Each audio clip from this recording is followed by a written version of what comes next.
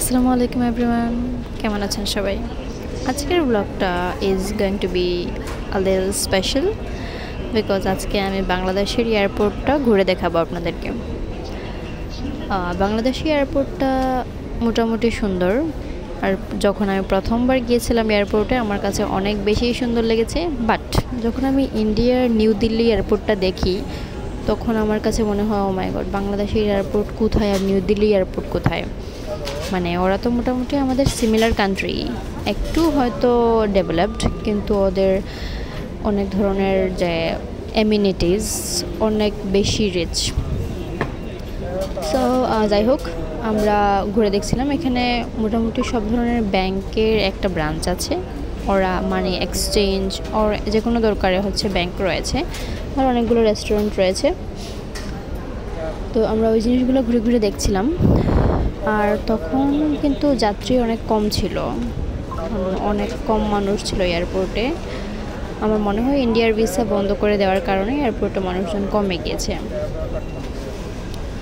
তো আমরা এখানে কিছুক্ষণ ওয়েট করি আমাদের বোর্ডিং পাসের জন্য, আর ওয়েট করতে করতে আমাদের খিদে পেয়ে যায়।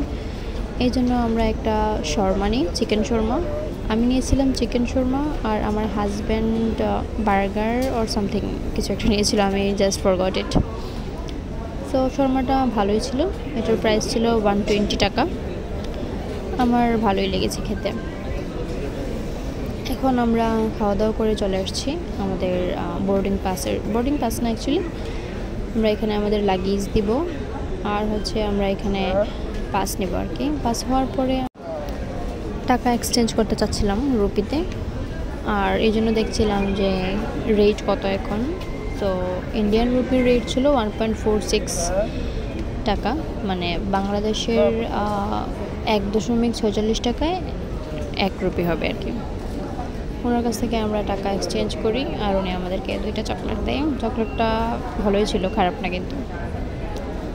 অ্যান্ড দেন আমরা এখন বোর্ডিং পাস শেষ, এখন আমরা এখানে ওয়েট করছি আমাদের প্লেনে উঠে যাওয়ার জন্য। আর বাইরে থেকে দেখছি যে আমাদের প্লেনটা চলেই আসছে, আমরা ইন্ডিগোতে ফ্লাই করবো আর কি। সো অবশ্যই প্লেনের ভেতরে কী কী হয়েছে ওইগুলো নিয়ে এক্সট্রা একটা ভিডিও থাকবে, অবশ্যই দেখতে চাইলে চোখ রাখবেন ফাহমিজ লেজি লাইফে। আর আমি অবশ্যই দিল্লির এয়ারপোর্ট নিয়েও আর একটা ভিডিও করব। সো সবাই ভালো থাকেন, আল্লাহ হাফেজ। আর অবভিয়াসলি আমার জন্য দোয়া করবেন। আল্লাহ হাফেজ।